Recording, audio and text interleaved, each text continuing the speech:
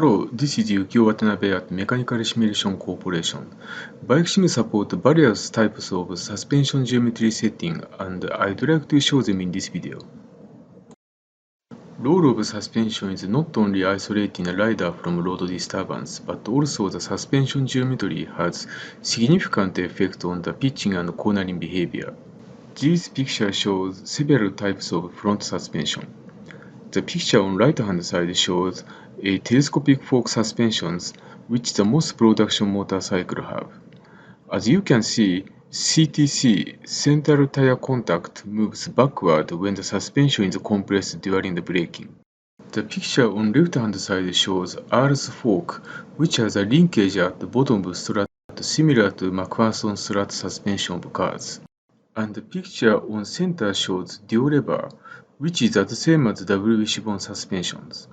On those multi-link suspensions, CTC point moves to forward when the suspension is compressed.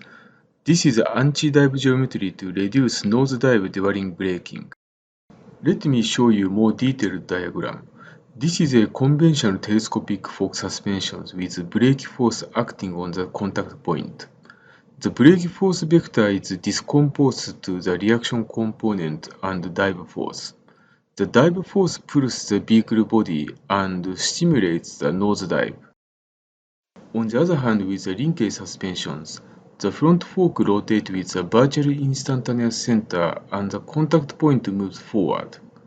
The brake force vector is decomposed to the reaction component and the anti-dive force vector, which is perpendicular to the line between the contact point and the instantaneous center of the front fork rotation.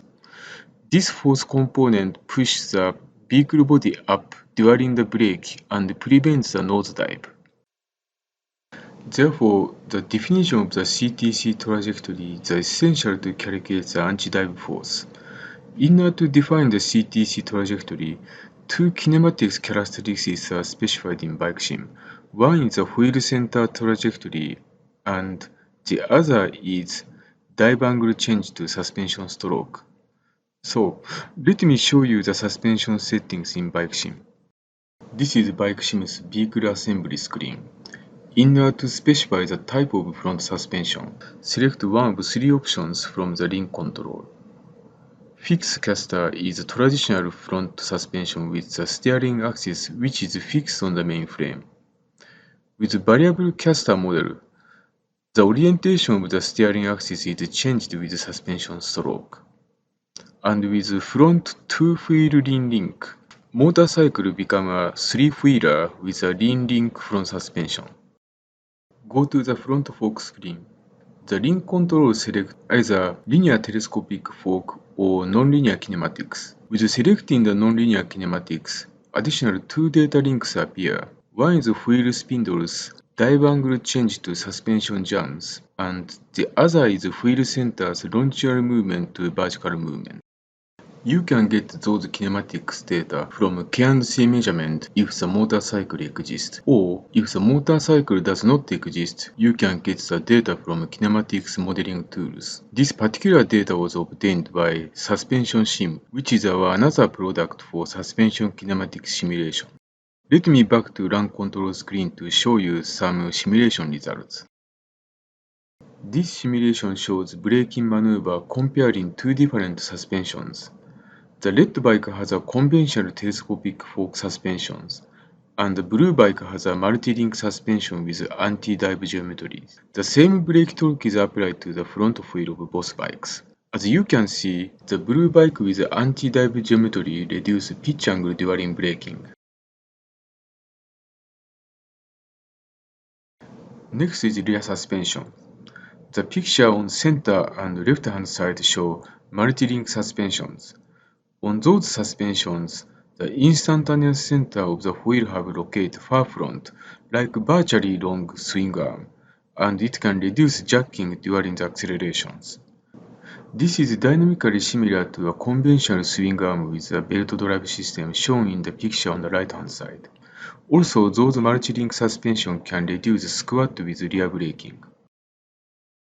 This is a diagram for a conventional swing arm with a shaft drive, and the drive force is acting on the contact point. The drive force vector is decomposed to the reaction component and jacking force, which is perpendicular to the line between the contact point and swing arm pivot. This jacking force pushes the vehicle body up during acceleration.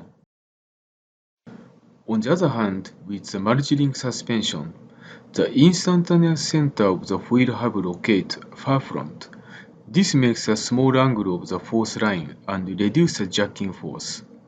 In bike sim, this multi-link geometry is characterized by two tables. One is wheel hub angle change and the other is wheel center trajectory. There is a similar effect in a single pivot swing arm with chain drive system. The chain force and swing arm geometry makes the instantaneous force center to far front, and it also reduces the jacking force. Let me show you the rear suspension settings in bike sim. This is bike sim's rear suspension screen. In order to define the rear suspension kinematics, select one of two options from the link control. Select defined by geometry, you can specify the pivot location and swing arm length if the rear suspension is a single pivot swing arm. Or select defined by lookup tables. You can define the kinematics for multi-link suspensions with two data tables. One is wheel hub's dive angle change to suspension jams, and the other is wheel center's longitudinal movement to vertical movement. For powertrain, you can select either shaft drive or chain drive. If you select chain drive, you can define the nominal orientation of drive chain by specifying the location and radius of sprockets. The setting on the screen is the design conditions. The orientation of the drive chain varies with rear suspension stroke during the simulations. Let me back to run control screen to show you some simulation results. This simulation shows full throttle acceleration comparing three different bikes. The red bike has a conventional swing arm suspension with shaft drive. The blue bike has a multi-link suspension with shaft drive, and the green bike has a swing arm suspension with chain drive. Now I pause at the beginning of accelerations. Only the green bike has a drive chain, and red arrow indicates chain's tension force. As you can see, the conventional suspension with shaft drive lifts the rear suspension causing positive pitch angle, while the multi-link suspension and conventional suspension with chain drive has a similar behavior that does not lift the rear suspension and naturally causes negative pitch during the accelerations. This simulation compares the two bikes with an aggressive cornering which involves decelerate before and accelerate after the corner. The red bike has both front and rear the conventional suspensions, while the blue bike has multi-link. As you can see, the blue bike is more stable than the red bike. By selecting the lean-link front suspensions, the motorcycle becomes a three-wheeler which involves two wheels front with a lean-link suspensions and one rear wheels. This type of three-wheeler is already in the market. Bike sim suspension model has structural frame flexibilities. The front fork has a torsional twist and longitudinal bend. This animation shows the suspension with very compliant parameters. The rear swing arm has a torsional twist and lateral bend. Those flexibilities are parameterized by stiffness and damping in each direction. You can also select either flex or rigid on each of front and rear suspension. Thank you for watching this video.